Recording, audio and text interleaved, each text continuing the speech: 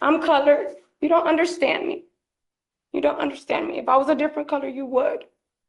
And it's true. That's so It's not. so true. It's so true. And you know this. You know what I'm talking about. Buckle up, this is not your average courtroom hearing. Today, we dive into the wild unraveling of Miss Gill, a woman on felony probation not once, but twice, who's now accused of slamming into another driver, refusing to give info, and hitting the car again because, according to her, she was hungry. You heard that right. But it doesn't end there. With a commercial driver's license at stake and a judge who's had enough, this hearing spirals into a fiery clash about accountability, mental health, and even racial injustice. Will Miss Gill face jail time, or is there more to the story than meets the eye?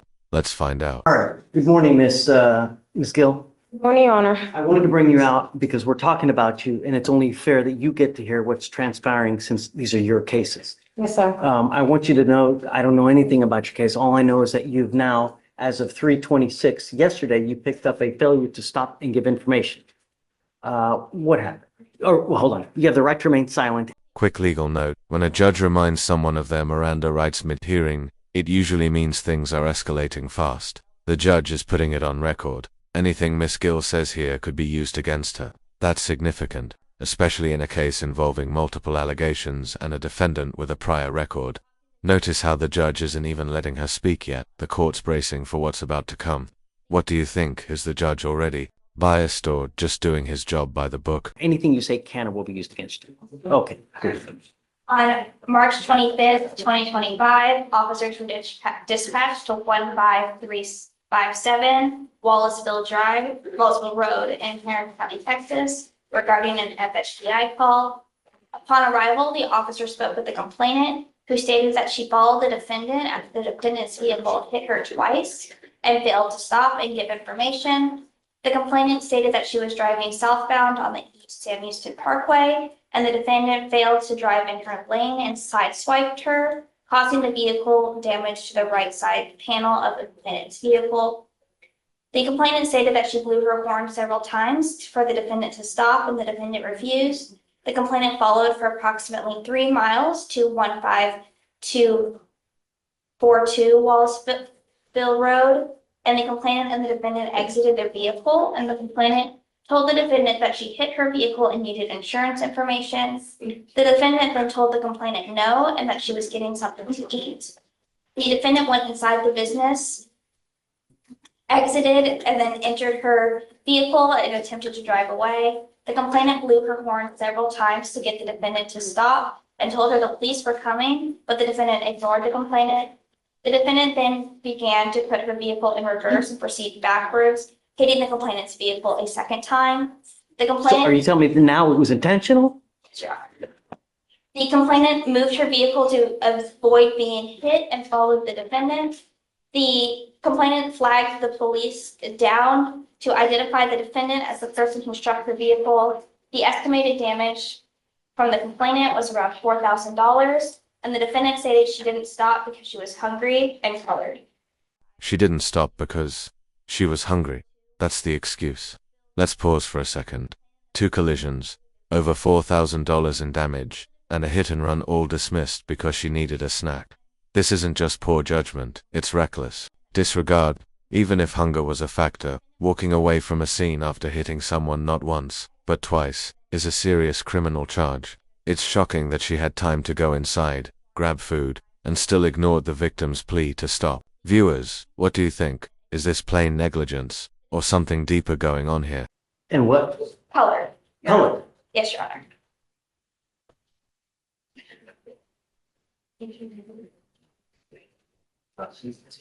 Can you look up to see if she has a valid Texas driver license? Yes.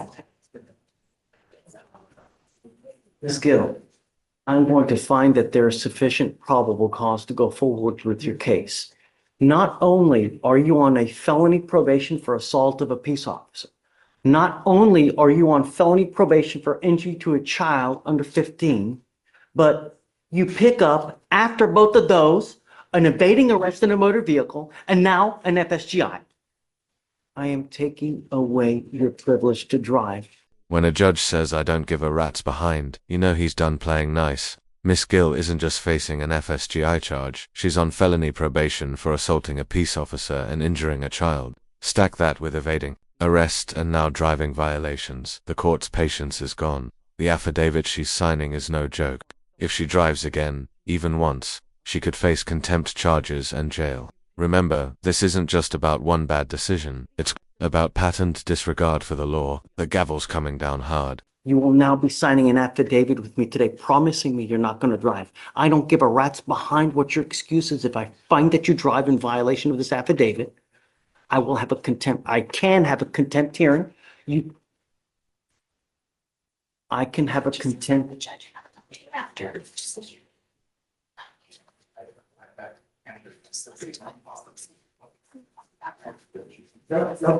Finish. I'm so please. sorry. Finish. I'm a commercial driver. Really? Yes. Really? Yes. You, if you do have a CDL, Sorry, that is correct. She does have a valid CDL. are held to an even higher standard because of that CDL. Hold up, she's a commercial driver. That changes everything. CDL holders are held to stricter standards because they operate large, often dangerous vehicles. This makes her behavior even more alarming. The judge rightly points out how can someone trusted with a commercial license be so careless behind the wheel? Public safety is non-negotiable, especially when one reckless driver can cause widespread damage. Should CDL holders lose their licenses after even one major violation? Let us know your thoughts in the comments. You now have a total of 4 open cases, one of those being this FSGI and an evading arrest in a motor vehicle. I am taking away your privilege to drive. If I find that you do, I can have a contempt hearing. You can be facing an additional 6 months in jail and a $500 fine.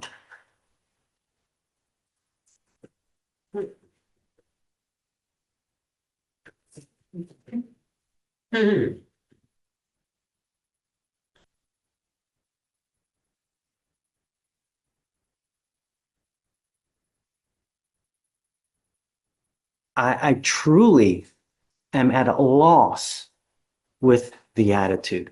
Okay. Truly. Okay. In this case here, not only do we have an FSGI, but it's also alleged that you backed up and hit the person intentionally. Because Wow. allegedly Yeah. hungry and covered. So now, this is an affidavit, and I hope that you take it seriously. Because if you don't, there will truly be disastrous consequences. Ms. Gill, I want you to understand that I'm going to do everything in my power to protect my public at all costs. Do you understand? I understand you, Your Honor.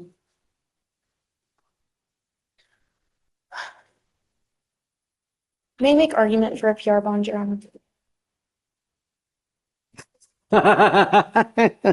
She's made a bond in the felony already. And even with the affidavit to not drive, I expressed to her that that was a possibility of a bond condition. I've spoken with her. She has family members who can help her get to and from court. She's a single mother of 2 children. She has lived at this address here in Houston for the past 5 years. She lives with her mother. She lives with her younger brother. Has lived in Harris County her entire life. And she has, in these felonies, she's actually applied to be put in mental health court because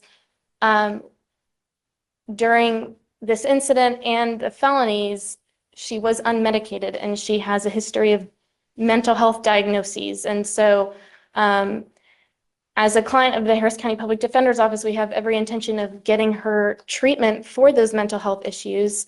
But she's already made a bond in the felony, and she is willing to abide by any condition that this court will impose on her. It's down to the difference between $0 and $100. And So I appreciate your argument. She's technically, you are right on bond. My feeling is that these felony courts probably do not know that she has now picked up this case yet. So I don't know what, if anything, they're going to do when they do discover this. I find, Ms. Goucher, right? Is that what, Ms. Goucher? I really appreciate your argument going to bat for her, but I think with her demeanor, her attitude, her reckless and wanton action on the road is that you are a danger to the public, and your bond is now set at a. Here's the turning point. Despite everything, the lawyer's plea, the mental health claims, the family support, the judge increases the bond to $5,000. Why?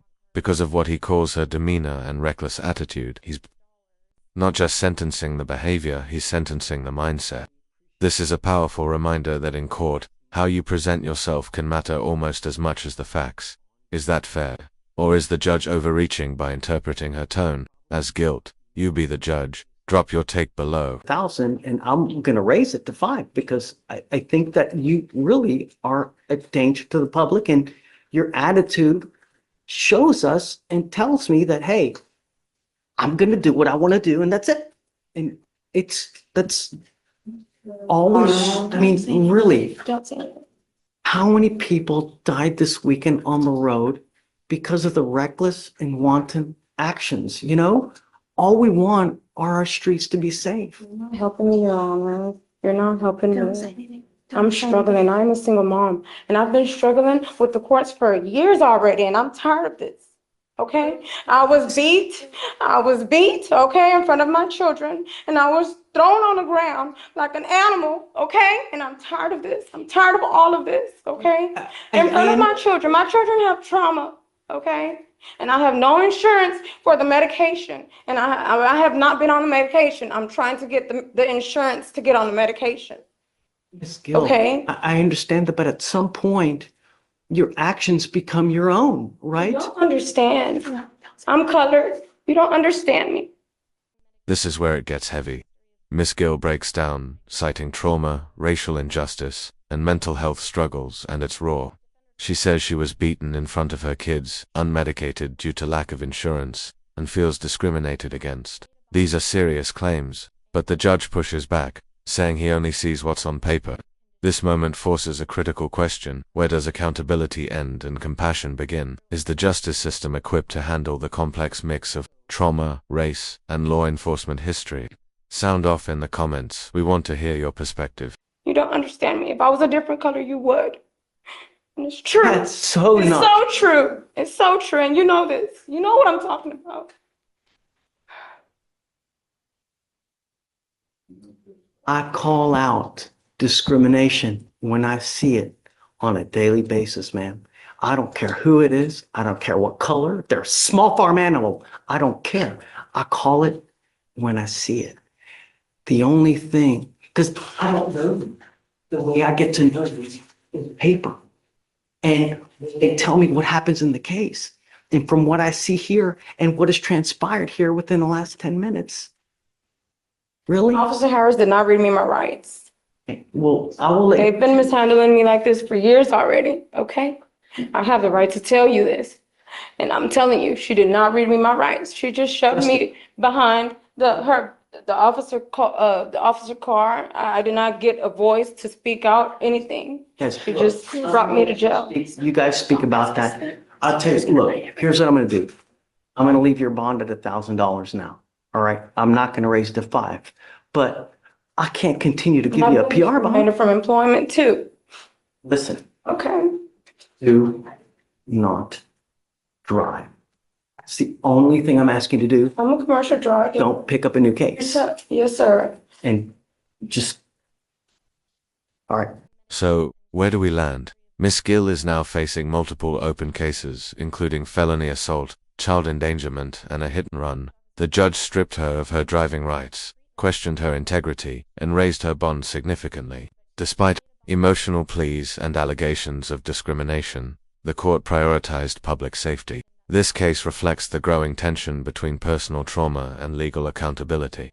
If you found this case as shocking as we did, make sure to hit that like button, share your thoughts in the comments, and don't forget to subscribe for More jaw-dropping courtroom breakdowns. Your voice matters, let's keep the conversation going.